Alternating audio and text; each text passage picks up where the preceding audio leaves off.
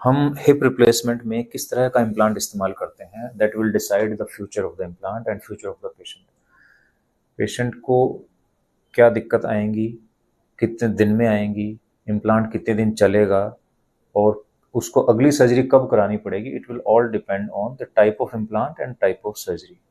तो एक छोटा सा एग्जांपल हम दिखा रहे हैं सुल्तान का।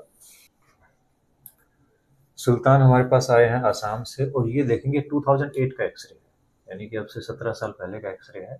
इसमें इनके दोनों हिप रिप्लेसमेंट हुए हैं, लेकिन आप ध्यान से देखें तो ये सब सीमेंटेड है, यहाँ भी सीमेंट है, इधर भी सीमेंट है और यहाँ पर एक मैश भी लगाई है, क्योंकि यहाँ पर बोन वीक थी तो एक मेटल की मैश लगाकर उस पर उन्होंने सीमेंटेड कप लगाया है। देखने में काफ़ी ठीक ठाक लग रहा है। पेशेंट शुरू में अच्छा चल रहे थे, लेकिन पिछले कुछ सालों से इनको दिक्कत आनी शुरू हो गई है। तो अब हम 17 साल के बाद यानी कि 2025 का एक्सरे देख रहे हैं। तो इसमें देखिए अब इनको इधर पेन है, तकलीफ है, ये पूरा अंदर चला गया है इम्प्लांट। अगर इसको कंपेयर करें पहले एक्सरे से तो देखिए क्या क्या चेंज आए हैं। उस टाइम कितनी उम्र थी सुल्तान जब ऑपरेशन हुआ था? कितनी उम्र थी उस टाइम? 30 साल की उम्र में इनका दोनों तरफ का सीमेंटेड हिप रिप्लेसमेंट हुआ था।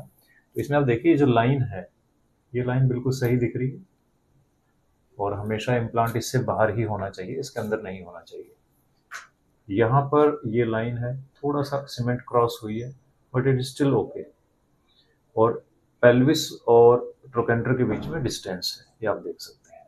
So this was the situation अब से 17 साल पहले। लेकिन अब अगर देखें तो ये जो लाइन है, ये हमारी लाइन जा रही है यहाँ पर, तो पूरा इम्प्लांट इतना अंदर आ गया है। दिस इज राइट साइड और ये जो ट्रोकेंटर है ये पूरा पेल्विस से टच कर गया है। तो पूरा जो लेग है वो कम से कम 2 इंच ऊपर माइग्रेट हो गई है। तो पेशेंट की हाइट 2 इंच कम हो गई है कम से कम। और इधर भी आप देखेंगे तो ये लाइन है हमारी कोरस लाइन जिसको कहते हैं, तो इसमें भी ये कम से कम इतना हमारा इम्प्लांट अंदर चला गया है। एक और चीज आप देखिए, इधर हमें कॉर्टेक्स दिखाई दे रहा है, ये बोन दिखाई दे रही है, यहाँ भी बोन है।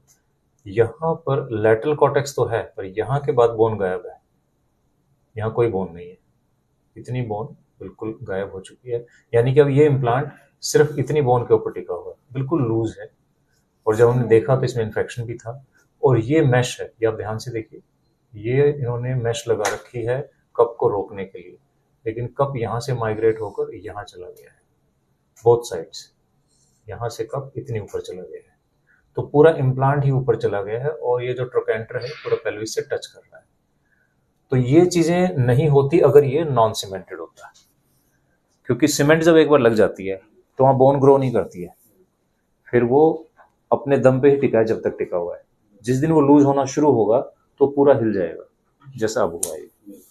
तो जब पहले बार ऑपरेशन कराते हैं ना, तब अच्छा इम्प्लांट इस्तेमाल करना चाहिए। तो अगली बार क्या होता है, सब जगह सब चीज़ें टिकी रहती है, सिर्फ जो बॉल खराब हुई थी बीच में सिर्फ वो चेंज होती है आज। तो हमें इतना कुछ नहीं करना पड़ता। तो हमें बेसिकली एक दूसरे से सीखना है कि हमें किस तरह का इम्प्लांट चूज करना है, किस टेक्निक से ऑपरेशन कराना है, ताकि आपको बार बार ऑपरेशन ना कराना पड़े। बिकॉज अभी कितनी उम्र है? 48। अभी कितनी उम्र है? 48। हाँ, क्योंकि 48 है। अब भी जब ऑपरेशन करेंगे तो हम ऐसा करेंगे कि इनको आगे कभी दिक्कत ना आए, जब भी करेंगे। अब ध्यान रखना है, ठीक है।